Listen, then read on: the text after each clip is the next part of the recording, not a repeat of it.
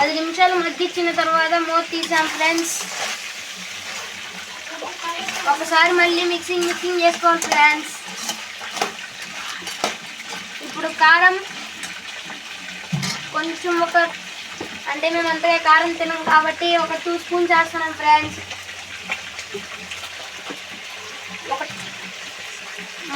మనం ఎంతైతే తింటామో అంత కారం మాత్రమే వేసుకోవాలి ఫ్రెండ్స్.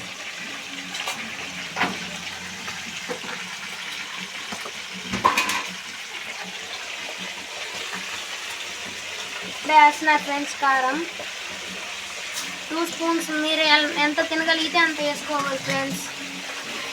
మళ్ళీ మిక్సింగ్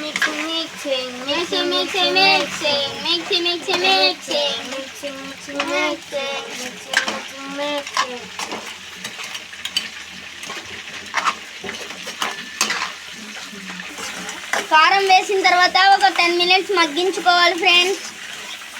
ఇప్పుడు మూత పెట్టేద్దాం. ఒకసారి మిక్సీ. ఇప్పుడు మూత పెట్టేద్దాం ఫ్రెండ్స్.